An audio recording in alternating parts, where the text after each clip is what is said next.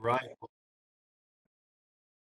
Welcome, everyone. Thank you for signing on with us. We're going to be doing a tax journey today. My name is Seth Borders. I'm a senior financial advisor at Citadel. Been here 11 years, CFP, CPWA. I'm joined by Dean Mioli. He is our Director of Investment Planning and Business Development. So we're going to walk you through some common tax planning techniques, some things that we do. We think that it might be a little bit unique compared to other financial planners, but feel free to ask questions. During this webinar, we'll be doing a Q&A at the end. But with every presentation like this that I do, whether it's an in-person seminar, webinar, whatever, don't try to become a tax expert today. Don't, spend your entire meeting here, webinar here, writing down every single thing that we say. You're going to miss some stuff. Just try to take one or two things away, that you can apply to your situation, or, just that you want to learn more about. But don't get bogged down in the details while we're talking, because you might miss something that's important.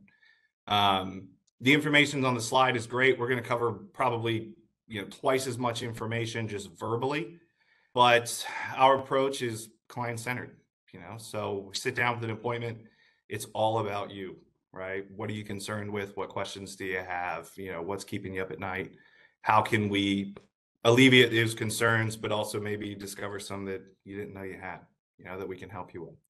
After that, develop your plan, present it to you. I will always tell you what I would do if I were you, not what I would do if I were me. But, the best part is it's your money, it's your control. So, you can tell us to go kick rocks if you want to, but we are here to help. We've got financial planners in every single office. We can meet in person, over the phone, virtually, whatever your preferred meeting method is, we can take care of that. So if something piques your interest, if this is something that you've been putting off for a while, please do schedule an appointment. But this is, in fact, the easiest stuff in the world to put off. So just the fact that you are spending your lunch hour, here with us learning about taxes, you're probably better off than most, and you're definitely better off than you think you are for retirement. So glad you're here. So we're going over the tax journey, everything from your wealth accumulation phase to the wealth transfer phase, everything in between. So like I said, we're going to be covering a lot of information, but if you have questions, if there's something that you want us to revisit, please just say so, shoot us a question, or just say, hey, can you touch base on this? But the more interactive, we make this, the better the Q&A is going to be at the end. All right, and with no further ado, I am going to turn this over to Dean. Dean, take it away. Thank you, Seth. Good afternoon, everybody. Glad you could join us today. And as Seth mentioned, we're going to go through the tax journey. I'm going to cover accumulation, and then I'm going to turn it over to Seth to take us home through retirement and wealth transfer. Here's our agenda. And one of the major takeaways today is I want you to know one thing. We care. We care. We're passionate about tax savings. We don't want you to pay any more than you absolutely have to. And I think you're going to be on board with that. So one big takeaway today is we want to make sure you're not paying any more taxes than you absolutely have to. We care. We're passionate about tax savings. We take it very seriously. And we're going to show you some reasons and things that you might be thinking about and how we may be able to help you. First, let's take a look at tax rates. I would argue that tax rates are currently on sale. We are looking at the 2024 tax brackets for a married couple filing jointly. And they go from 10% up to as high as 37%. But at the end of 2025, beginning in 26, the current tax rates that we have today are set to expire. Congress doesn't have to do anything, and they're gone.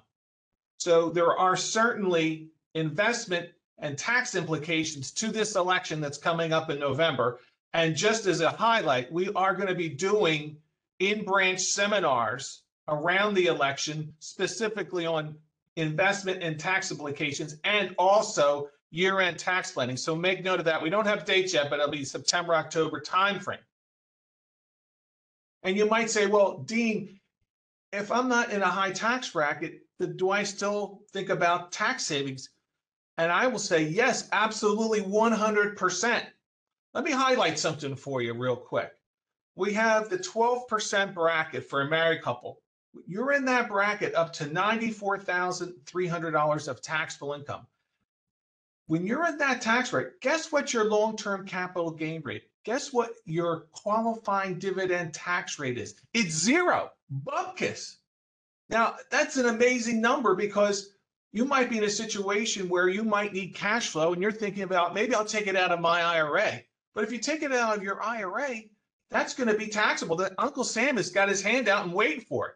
But if you sell something for a gain or collecting qualifying dividends and you're under that income number of 94.3, the federal tax rate is zero. So there's some excellent planning opportunities for all the tax brackets, not just for the people in the top tax brackets. The issues may be a little bit different, but there's tax savings to be had across the spectrum. Another thing to keep in mind, the 24% bracket, which we do see clients in, goes up to $383,900. Like I said before, that in my mind is a cheap tax bracket. Okay, 12, 10, 12, 22, even the 24% bracket, because there could be potential changes down the road. Okay, so you're thinking Roth conversions, you're thinking of potentially bringing income into a particular year, like this year or next. That's something we need to sit down and talk about because there could be some really good planning opportunities. You may have some control over that income. We'll talk more about that. Okay, let's get into the accumulation stage. And there are certainly things that we'll be able to control and some things we're not going to be able to control. Let's get into that. Certainly when it comes to elective deferrals, and we're going to take a deeper dive in another slide or two, things like your 401k, also your investment selection, fixed income, equity, and then when you get into those very large categories, the breakdown, the subcategories of equity, whether it be large, small, international, fixed income, municipal bonds, treasuries, corporates. There's a lot of different choices in the investment space. Income recognition. We just talked about that a little bit, maybe doing a Roth conversion. That's bringing income into a particular year. Of course, some of us are salaried or commissioned or you're self-employed, and there are some ways potentially to move income from one year to the next. Again, that's another planning angle. Tax rates, one could argue, are two things. One, volatile, okay, because the current tax rates we have today came in 2017. They're likely to expire potentially depending on how this election goes. So it's a football. It gets kicked around between who's in power. Tax rates can go up, tax rates can go down. We'll talk more about that. So let's concentrate on what's controllable and deal with the uncontrollability as best we can. Okay, let's take a look at some tax advantaged things that we could be looking to maximize. One is basically your 401k or 403b, those types of vehicles, or IRAs. Okay, and in the 401k space, you might even have the option to do a Roth IRA. Now, outside of a 401k, there are income limitations on doing a Roth. But inside a 401k, you can have at it. So it could make sense for some of you who don't have that tax-free bucket set up yet to be looking to add to that Roth 401k. Also with a 401k is that there could be matching from your employer, meaning that if you put in 4%, your company will give you 2% or 50% match up to 4%. That's free money. You're going to take advantage of that. We can help you look at those types of things to see them so you're maximizing the benefits from your employer. Health savings accounts. That's a bit of a rarity. Not everyone has that ability to have a health savings account, but if it's there, I would argue that it's better than a Roth, and you should be looking to fund that, the health savings account. A lot of great advantages to that. Flexible spending account. I use one. We put in money for medical expenses and on a pre-tax basis. It can make a lot of sense to fund that FSA. And of course, for some of us, there's also deferred compensation, whether it be stock options or non-qualified deferred comp. And the timing and recognition of that income has to be nuanced. Okay, it's going to be very, very personalized on when that income can be recognized or strategies to minimize when those payouts are happening. What can I do to minimize that tax bill? So let's take a deeper dive into this a little bit more when we peel back that onion about the contribution limits for 2024. So right now for a 401k, employee can contribute $23,000. If you turn 50 this year, bingo, bonus time. You can put in that extra 7,500. Also, where should that money go? Should it all go into pre-tax? Should some of it go into a Roth? You might be fortunate, there might be even an after-tax account, which opens up potentially the super mega backdoor Roth. Okay, so there's some interesting planning angles around the 401k. IRA limit is 7,000. Of course, you have an additional catch-up of 1,000 if you turn 50 this year. And you might say, well, if I contribute to a 401k, do I need to do an IRA as well? Maybe. It needs to be discussed. We're not sure if it makes sense for you. I can tell you myself that both my wife and I, we both contribute to our 401ks. My wife also, every January, makes a non-deductible IRA contribution. Why? Because we cannot make a deductible IRA contribution because of income limits and the fact that we participate in a retirement plan. But she does not have any existing IRA accounts. They sit with a zero balance, but every January we put in the max. So this year we put in $8,000 in January, actually like January 2nd. And it was a non-deductible contribution. And keep in mind, she does not have any other money in that IRA, and we convert that to a Roth. That is known as the backdoor Roth. And for some of you, that might be something we want to look at. It's a great strategy to circumvent, but not go against the IRS rules on funding an IRA. It's done all the time, the backdoor Roth. Health savings account, we talked about that. There are the limits to funding an HSA. And again, if you have the ability to put money into one of these, I highly suggest you look at it very, very seriously. With the flexible spending accounts, there's 3 types. We have the limited purpose FSA. My wife and I are participating in one of those here at Citadel, and it's primarily for dental and vision. Again, limited purpose. So you can't have regular medical expenses paid out of there, but for dentists, vision care, eyeglasses, things of this nature, you can use that limited purpose FSA. FSA is for any medical. Okay, you have doctor visits, x-rays, things of this nature. And of course, dependent care for if you have children, as an example, you could fund that dependent care. But these are all tax advantage vehicles where you could put money away pre-tax. If it used for the purposes of these vehicles, you get to take the money out without any taxing consequences. These are fantastic. Dean, if I can interject real quick, one of the things I'll advise clients on what to do is just kind of like give them a hierarchy of what to contribute to. So if you're lucky enough to have a 401k match, let's say they match you dollar for dollar, that's the most valuable money you can save. It's 100% rate of return right off the bat. You're not going to beat that. Always do your match percentage first. If you want to save more money beyond that, if you have a health savings account, please use it. It is the most valuable money you can save behind that 401k match money. And a lot of people don't know this, but you can use the health savings account for Band-Aids, Tylenol, anything baby related. So if you're not contributing to an HSA because you need more money in your paycheck, then you're going out to see if CVS and buying a $15 bottle of Tylenol. Depending on what bracket you're in, you might be paying 26% too much.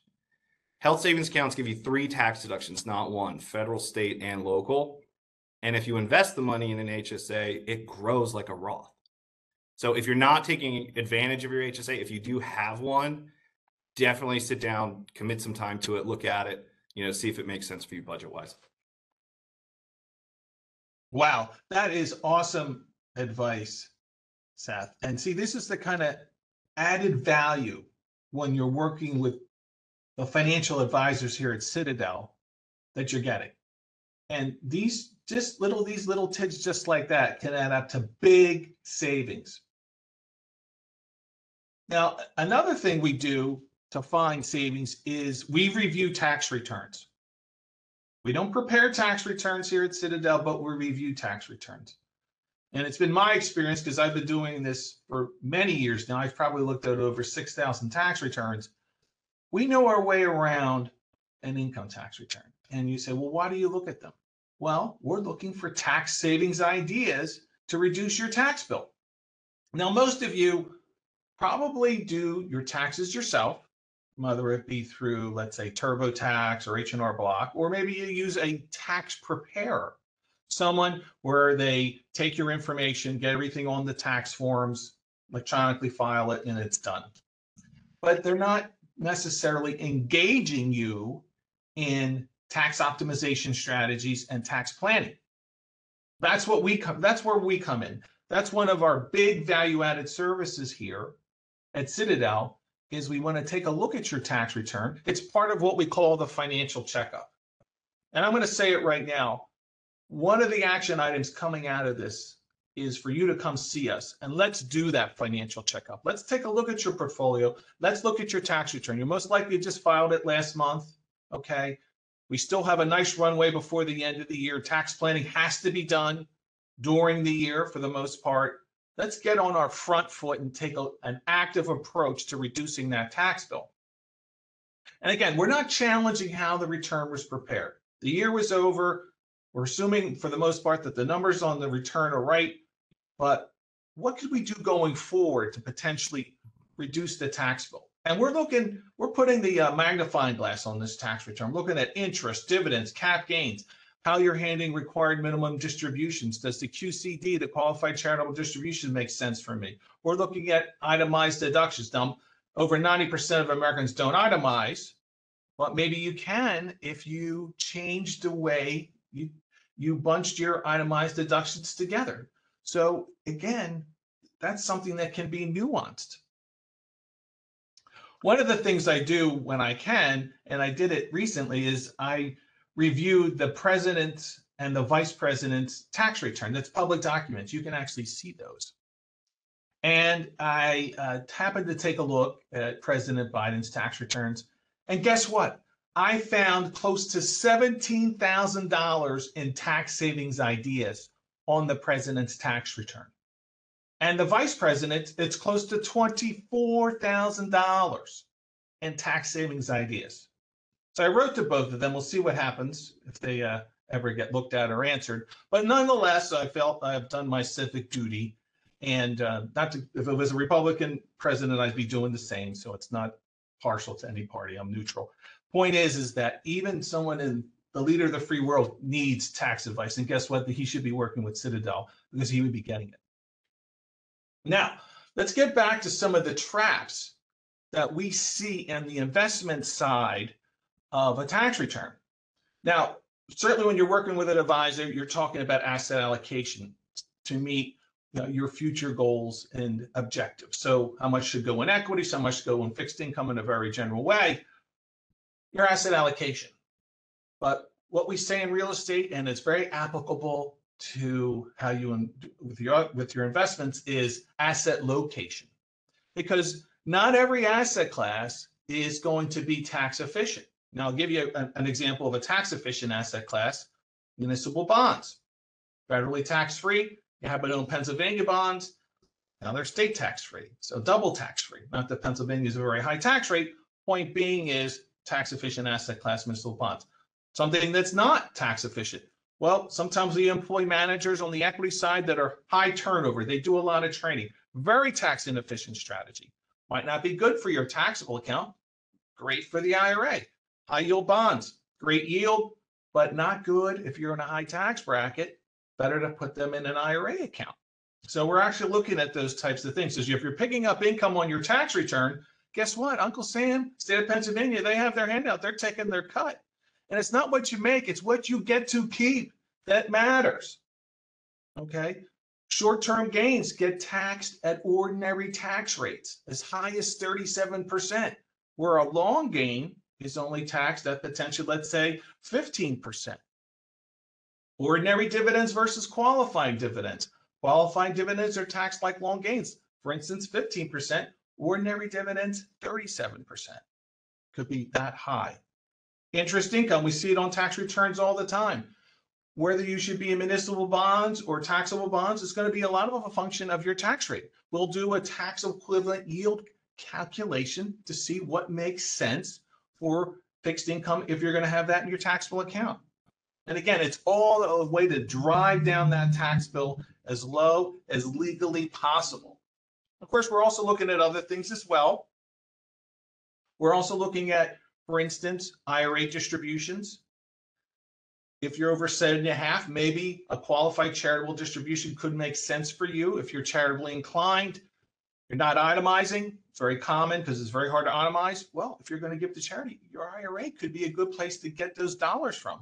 And that will reduce your income, your adjusted gross income, and it also will reduce your taxable income. AGI, adjusted gross income, very important concept on your tax return. A lot of things are driven off of that number. For instance, we have what's known as a Medicare surtax of 3.8% on your investment income, interest, dividends, cap gains, as examples. You're a married couple and your income, or adjusted gross income, is $250,000 or more, you're subject to that surtax. So we might be teetering around that number because that has not been changed since it first came into law as part of Obamacare. We might come up with strategies to reduce your AGI to get you out of that 3.8% surtax. Okay. That AGI number also has an effect on your itemized deductions. You have to hurdle 7.5% of your AGI to deduct medical expenses, as an example. So again, we're reviewing these returns to come up with tax savings ideas. You go to see your doctor every year for a health check. You come see us for the financial health check. And we're going to look for ways to make sure you're not paying any more tax than you have to. Now, one of the stalwarts of investments is known as rebalancing. What does that mean? Well, we sell high and buy low. Because we signed up for an asset allocation. Let's say it's 70% equity, 30% fixed income. Market runs up. Now all of a sudden you're at 80% equity. We're going to sell that back down to 70, buy fixed income to fill out that 30%. Now, if it's in a taxable account, yes, we're still going to do rebalancing, but we're going to let that run further so there's less transactions. Okay. IRA account, you can rebalance a little bit more frequently. It's not going to hurt you from a tax perspective, but in a taxable account, moderate to high tax bracket, we want to rebalance, but not as often. Okay. And of course, if we're generating gains by rebalancing, part of our work is to meet with you before year end and see what play we're going to call. Do we need to harvest losses to offset those gains? Because I want to make money, but I don't want to pay tax along the way. How do I minimize that tax bill? So we do employ a strategy known as tax loss harvesting. Actually, we're actually selling things at a loss. It's okay. It's just a way to defer paying tax when I want to pay tax, not when the government wants me to pay tax. Okay, so it gives us some control over that tax bill. We don't want to be overzealous with tax loss harvesting, especially as a PA or New Jersey resident, because they do not have carry forward provisions in those states. Now, getting back to taxable interest and NORI dividends, we like to focus in on these line items because what we see is, depending on your tax bracket, you're in the wrong type of vehicle because you're losing too much to tax. And again, we might be looking at municipal bonds versus taxable bonds, depending on your tax bracket. So 28% or higher combined federal state tax rate. We're starting to take a look at those muni bonds for the taxable accounts. Okay. When it comes to dividends, it's important that we understand the relationship between ordinary and qualifying. Interesting to know, if you're invested in mutual funds, if you have a short-term gain in a mutual fund, and by the way, mutual funds can only pay out long gains, short gains, and regular dividends. But if it's a short gain, it doesn't go to Schedule D, where with other capital items, losses and gains, and potentially could be offset. It goes to Schedule B, B as in boy, and is treated as an ordinary dividend. So when we're looking at your investments, we want to make sure you're not in tax inefficient vehicles in your taxable account. We're trying to minimize those types of vehicles. You could have the most tax inefficient vehicles that you want or make sense, but we want them in the IRA. or the 401k.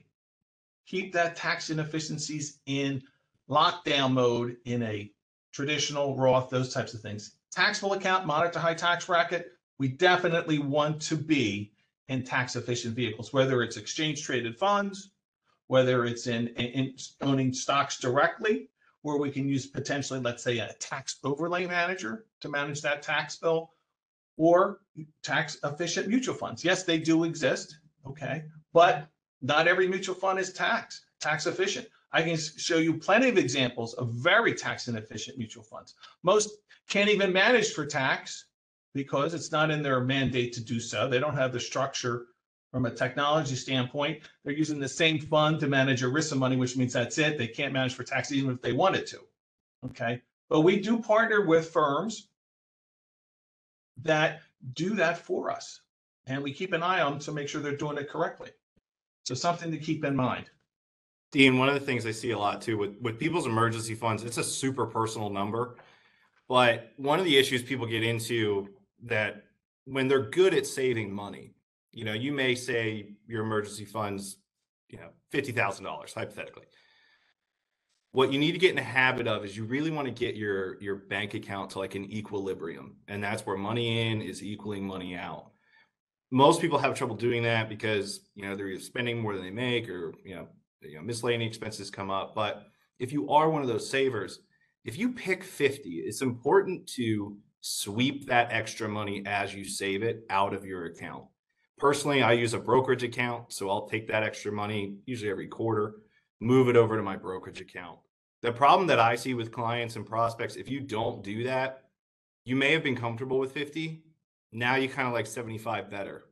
And you get to 100 and the extra digit's really nice. And next thing you know, you have like 300 grand in your checking account you're scared to death to do anything with because it's always been there. So have your emergency fund, but don't let that number creep up on you too much. Get that money out, get it invested. It's longer term money. You're creating options if you do that. Great point, Seth.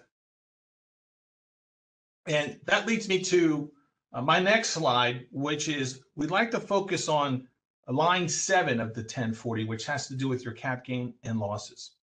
Ideally, I could tell you what number I like to see on that line, and it's the number I rarely see on that line. Some of you might say, well, 0 is probably a good number to be there, and it actually is a pretty good number to be there. Someone did their homework, potentially was able to offset the gains with some losses. But the most ideal number in most cases is going to be a minus 3,000. You say, why minus 3,000, Dean? Well, you're allowed to offset your gains with losses. And at the federal level, you're allowed to take an additional 3,000 of losses in excess of your gains. So when I look at a tax return and I see minus 3,000, that tells me something. It tells me to take a look at Schedule D because we'll probably have a capital loss carry forward for federal tax purposes. So if you happen to have an investment somewhere else and we need to bring it to Citadel, I know that I may have a capital loss carry forward in my back pocket. So if we have to rearrange something in a taxable account, I have those losses to use to offset any gains we may recognize to reorganize your portfolio. Now, something to keep in mind, recently we won a very large case against another firm, and it was someone happened to be living in New Jersey who moved to Pennsylvania, and the New Jersey advisor was very overzealous with the tax loss harvesting. But when this was taking place, they were a New Jersey resident, and it was huge number, 500,000 of losses in excess of gains. They were very nervous about the market. They wound up selling out of a bunch of stuff. And I said, that advisor cost you $45,000 in state tax. And they said, how's that happen? I said, well, New Jersey doesn't have capital loss carry provisions. They're gone. That wasn't necessarily a very good move, was it? And of course, that generated a very negative phone call to that advisor. And with that, I'm going to turn it over to my partner, Seth, to take us to the next part of the tax journey, the retirement stage. Take it away, Seth.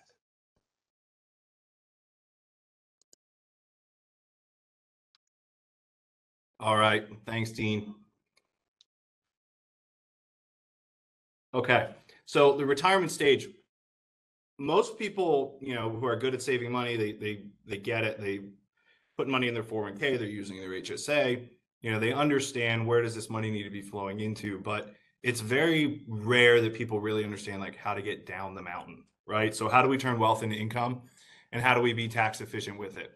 But one myth, and there's a lot of myths out there, is people are going to pay a lower tax rate on long-term gains in the accumulation phase, but actual taxes paid may be more in the distribution phase.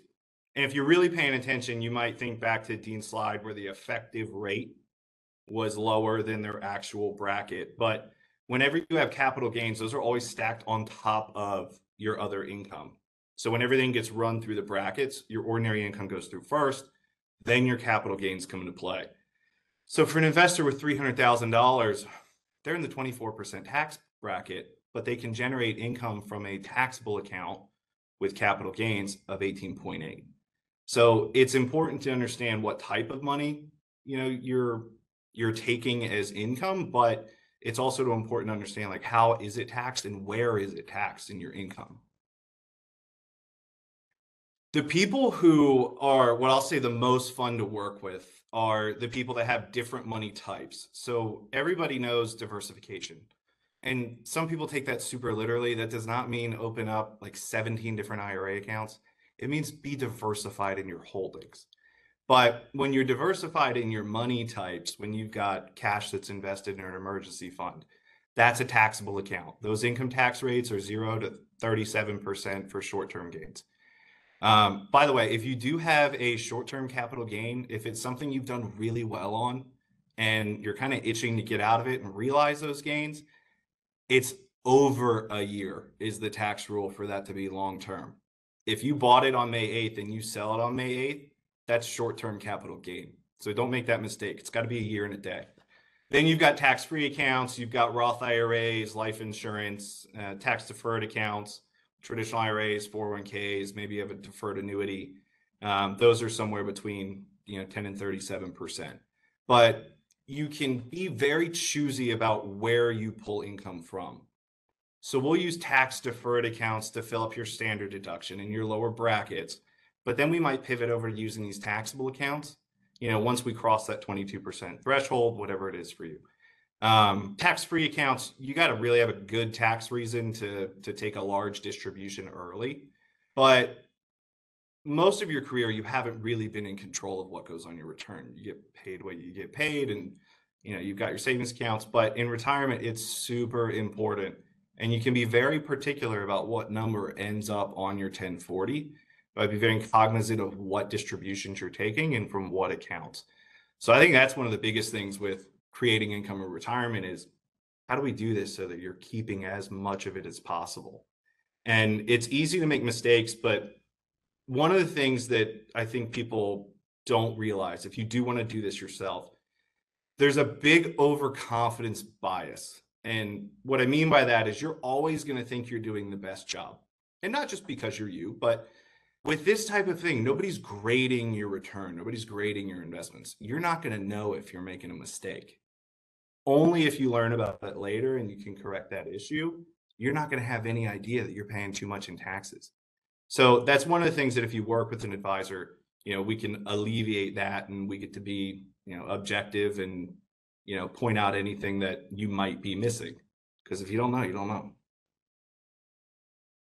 So this is an example of tax efficient distributions, just what I was talking about on the prior slide. You've got your income from taxable investments.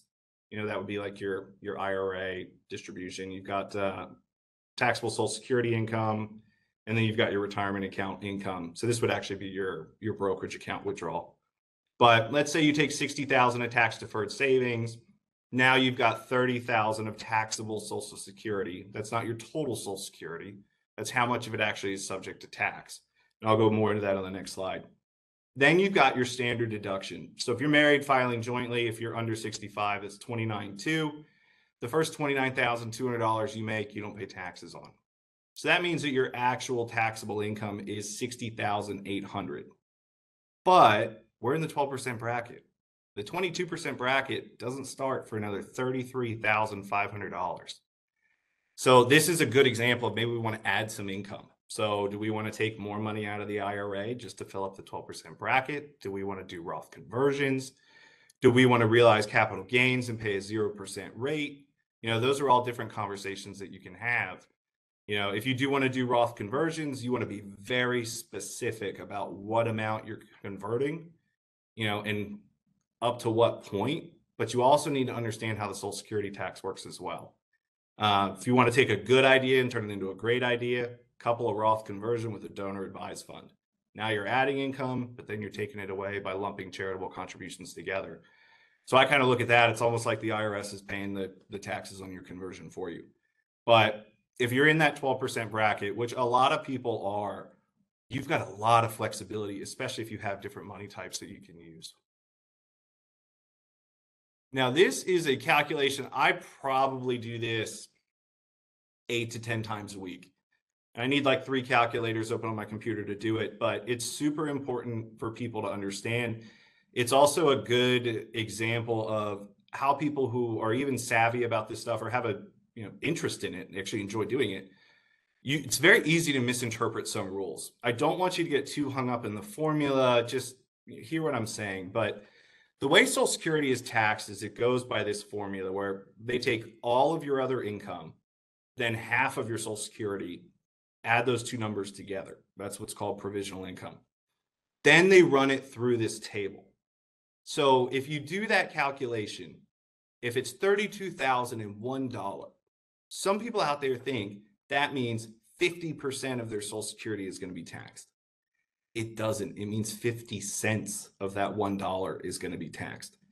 So if you're over the 44 threshold, any dollar that you add over that, let's say you take an IRA withdrawal, now you're at $44,001, it's going to start pulling over 85 cents of your Social Security. So you need to be very careful with that, because in the prior example, if you remember, we said you have 33,000 left to go. Well, if my Social Security is not capped out at 85% tax, if I convert 33,000, I'm really going to add something closer to 60,000, 58,000 of taxable income onto my return. So you need to be very aware of where you're at in terms of Social Security taxes before you make decisions like that. Your single, the formula works exactly the same. It's just 25 to 34. Anything in those numbers, 50% is taxed. Anything over 34, 85%. But this is a super important concept to understand if you are going to design a retirement income plan. One of the reasons you want to be super specific when you do conversions, when you're talking about adding income, is IRMA adjustments. So an IRMA is an income-related Medicare adjustment. Right now, monthly payment $240, Part B, premium based on 2022 yearly income. There's a 2-year look back period. If you retired, you can argue that. I think it's the SSA 44 form. I could be wrong, but you can say that there's a change in income and you can negotiate this. But as you cross certain income thresholds, they're going to charge you for Medicare. They're basically saying, look, you can afford it. So if you're a joint filer, that's $206,000 for that first threshold. But my big gripe here is this is one of the few places, if you go over by $1, they're adding the full penalty onto it. So you could have $206,001 and it's going to cost you, like $4,000 in IRMAs. So you have to be really careful with this stuff. You usually want to leave yourself a little bit of a buffer in terms of what you're converting up to. But whenever I have Roth conversion conversations with clients, this is usually our stopping point. It's not necessarily fill up the whole bracket. It's let's fill up the lower brackets and take advantage of that, but watch out for the IRMA as well. And then we got the wealth transfer stage. So beneficiaries are critical. Where they live and work, state income tax rates, how beneficiaries are going to take a distribution, future grandchildren. But the rule with beneficiaries, and I remember this from my CFP course, if you're not sure who your beneficiaries are, double check. If you're sure who your beneficiaries are, double check. Because if you don't have beneficiaries on an account, it cuts the amount of time that they have to take distributions on these accounts in half, right? So you're going from 10 years all the way down to 5. You have $1 million IRA, taking $200,000 out in 1 year is, for 5 years could cause a lot more tax issues than 100,000. But you can work together as this, family unit in terms of how do we be more efficient? So maybe you're retired, maybe you want to gift money to a child to put into a 529 for their children, your grandchildren. Well, Pennsylvania is pretty friendly to retiring. You may not have the state income tax to take that deduction for the 529 contribution, but your child might. So those are some things that we can point out, like how do you want to work together as your family? What are you comfortable with? But if you do, generational family planning, that's what the ultra wealthy are doing. But there's no reason that regular people like you and me can't do that too. And then is an equal distribution equal? So a hypothetical example is Abby, and Brian, they're a couple. Brian is primary beneficiary. Abby passes away. Assets become Brian. Now their 2 kids, Chris and Dina, they are primary beneficiary for 50% each. So Chris is a teacher. He's in the 12% marginal bracket. Dina's a doctor, 37% marginal bracket. Well, what money types you leave is going to be really important. Because if we just did a 50-50 split, right? If we have a $300,000 traditional IRA, and over time they're taking IRA distributions that keep them in those brackets, but total distributions of 150, well, Chris is going to pay 18 grand. Dina's going to pay 55.5. So maybe there's life insurance that's always tax-free that we could leave to Dina. We could leave more of the IRA to Chris, but if you just leave it 50-50 and we split it up like this, that's $37,500 that's just poof, gone.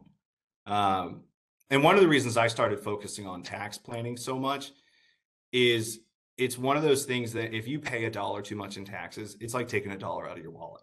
It's not like if you miss work where, if you make $1,000, you're going to really lose out on like 600, 650. No, you're taking $1,000 out of your wallet if you pay too much in taxes. So you do have to be very careful, but it's an awesome, thing to focus on because it's a direct value add. Like, this is how much money we saved you. It's right here. What else can we do over time? But tax planning is also important because, in my opinion, it's the biggest gap in advice. You go to your financial advisor, they talk about their investments. Hey, your account did 6%, right? How are the grandkids? Don't use a financial advisor just to babysit your investment account, right? And show you a bunch of pie charts and things that you probably don't care about anyway. But you have to get into the weeds. How are we creating income? What are we doing with your income now? How is this money going to pass on? Who's it going to? What accounts are it coming from? Those are all way more important, add a lot more value than just, comparing your portfolio to the S&P every year.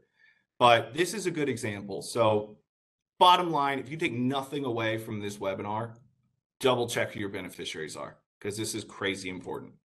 You can create a beneficiary worksheet. You could have that saved in a secure file, put it in your safe with your documents.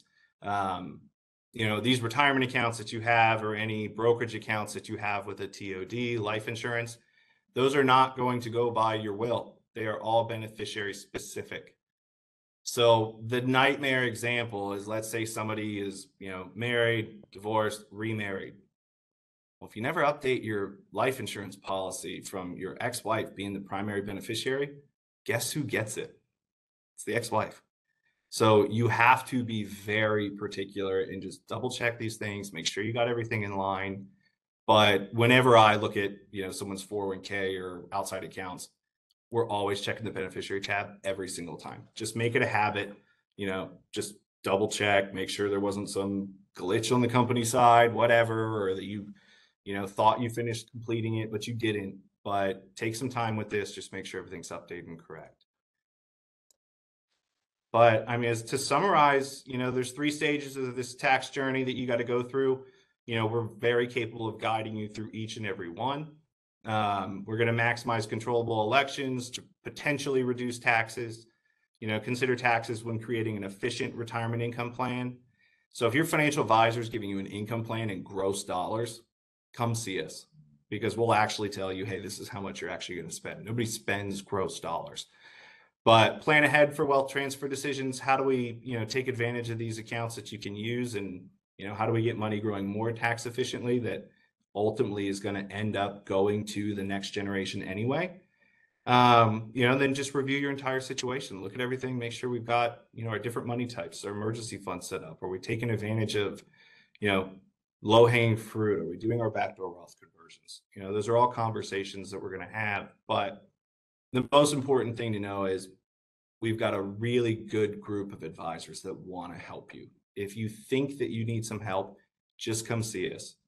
Sit down with us, spend 45 minutes of your time. Even if everything is perfect, at least you're going to walk away knowing that. If it's not, we're going to help you identify that, and we're going to show you the value add that we can have by fixing it. But if you guys have any questions, I believe now Scott is going to take over the Q&A for us. But I appreciate you guys hanging in there, using your lunch hour for this.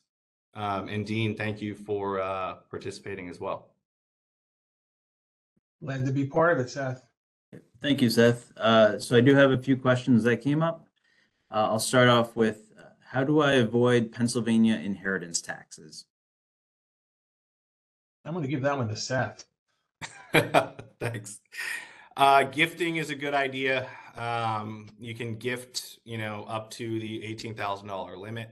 So that's going to help you avoid it.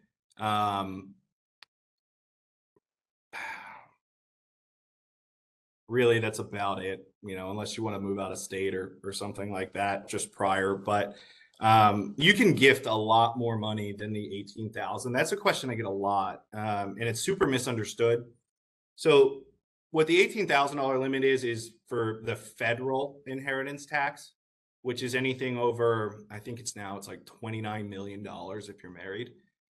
If you were to give one person in 1 year $1,018,000, that just means that you can die with 28 million before that 40% kicks in. So you don't have to stick to that number, but if you want to be safe, if you're married, you and your spouse, you can give 18,000 each per person, to as many people as you want. So if you can go above that amount, you can give that money just prior to passing away, as long as you live for a year. You just want to be careful. If you were to go on like Medicaid assistance or anything like that, there's the 60-month look back period that you have to worry about, but you can get a lot of money out of your state pretty quickly. Yeah, absolutely. Most people don't take advantage of that 18,000. A married couple could give anyone 36,000. Okay. Some people can use that money to overfund a 529 plan. I wouldn't necessarily recommend it. You got to come in and talk to us if that makes sense to do. There's a lot of money trapped in 529 plans right now, but it's a very interesting, underutilized. And when you're gifting, it could be cash, but sometimes appreciated securities can make a lot more sense, because who you potentially be giving it to could be in a lower tax bracket than you. So if they did sell something at a gain that was appreciated, they would pay less tax on it. So there's some interesting implications to that. But that's a good question. It's a very common question. All right, to keep up with the Pennsylvania questions, do capital losses carry forward in Pennsylvania like they do for federal? Unfortunately, no. So there is no capital loss carry forward provisions actually in 2 states in the country, and they happen to be touching. Pennsylvania and New Jersey do not have capital loss carry forward provisions. Now, New Jersey has a much higher tax rate than Pennsylvania. And also in Pennsylvania, even though you might file a joint return, cap gains and losses are done individually. So when you prepare your Pennsylvania return, they look at who owns what, and as far as capital gains and losses. So certainly something we're attuned to. And again, when that year-end planning meeting is taking place, we want to maximize the losses, but we don't want to be overzealous, because you will lose them if you don't use them. All right, and how are Pennsylvania taxes handled for 401k disbursements, since they already withheld taxes? As long as you're over 59 and a half, there's no PA tax on IRAs, 401ks, pensions, or Social Security. Okay. if you are younger, if you were, and this is, not necessarily very common, but it does happen. If you're doing the 5-year rule for the IRS where you can take money out prior to 59 and a half, as long as you take substantially equal payments for 5 years, Pennsylvania actually doesn't recognize that. So you do need to withhold for those types of distributions. But otherwise, Pennsylvania is a pretty friendly state to retire in. Yeah, I was about to say that myself. Absolutely. Yeah, so you don't get any deduction up front. So, your taxable wages may be 100,000 for federal and 115,000 for PA because your 15,000 401k contribution didn't do any good for you in Pennsylvania. No, that income was all taxable. But if you stay here while you're retired, not move to Florida, which is a tax-free state, but let's say you move to like North Carolina, you could be taxed on some of those distributions. For sure. Under what circumstances would a Roth conversion not make sense? Well, I'm sure Seth's going to talk about this too, but one thing I keep in mind is what your tax bracket is today and what your tax bracket's going to be in the future. So if you were to tell me that my tax bracket today, we can look at your tax return and you say, my tax bracket is 37%, but my tax bracket when I retire is going to be 22%, or certainly much lower than it is today. You're not a good candidate for a Roth conversion because why would I pay tax at 37% knowing I could take money out of my IRA in the future at a much lower tax rate? So that's probably the clearest example where a Roth conversion might not make sense. Yeah, I mean, that's definitely the biggest, I guess that's the biggest thing that's going to stop you is if your bracket is obviously higher than it's going to be, but just kind of brainstorming, if you're already really close to another IRMA threshold, you may not, unless you're really willing to convert a lot of money that's going to fill up that next IRMA threshold, to take advantage of it. Like you're just going to take the penalty, but I'm going to convert $90,000 above that because then I won't hit the second or third IRMA. That could be a good reason not to do it. So you wouldn't want to convert $5,000 to a Roth if it's going to make you cross a new IRMA threshold because it's going to take all the money away from you anyway. All right. And related to that question, assuming you're doing a Roth conversion in the year, are there other investments you can make that will reduce your income so that you're less likely to be pushed up into a higher tax bracket? I wouldn't say there's no other investment that you can make. I mean, you could liquidate things and offset a loss or use your $3,000 carry forward. But the best thing to use, and you have to be charitable for this, but it's what I mentioned earlier. If you can couple a donor advised fund with a Roth conversion, that is a super powerful thing. Those are two good ideas, and that makes one great idea. But there's not many, making a new investment isn't really going to reduce income unless you're taking money from like an ordinary interest account, like a high yield savings or a CD, and you're putting it into, a taxable account and investing it in something super tax efficient. You could reduce your income that way, but you'd have to do it early in the year and, it's not going to have that much of an effect. But those are some things that you could do. Yeah, Seth touched on this donor advised fund a couple of times today, and certainly at Citadel you have access to the donor advised fund. It's a great vehicle. It is a charitable entity in itself. So anything you contribute to the donor advised fund is like giving to your church or synagogue. It's a 501c3, so every dollar in, every appreciated security you put in, you can get a tax deduction for.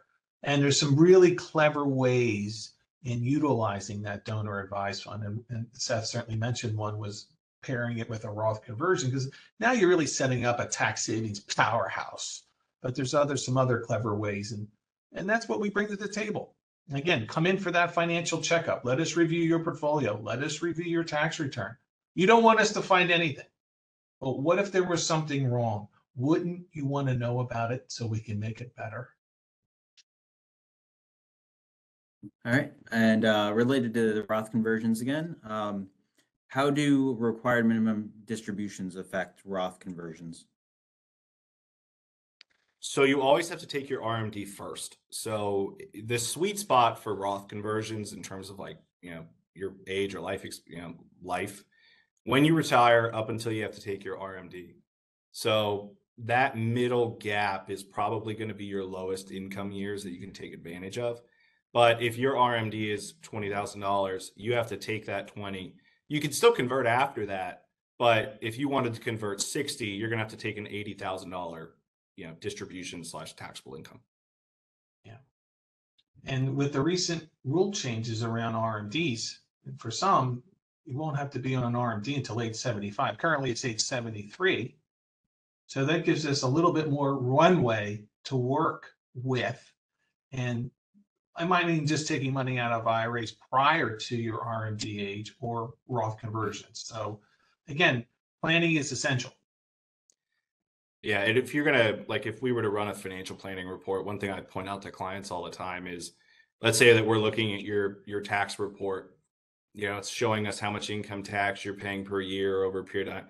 You don't really want to see big drops or big spikes. You want that line to be as even as you can. Big spikes means you've just got a bunch of income being dumped on you at some point that's going to continue. If you have a big drop, you've got income you could take out and fill up lower brackets, or 0% capital gains from a brokerage account. So you really want to have even keel tax numbers when you're looking at a financial plan.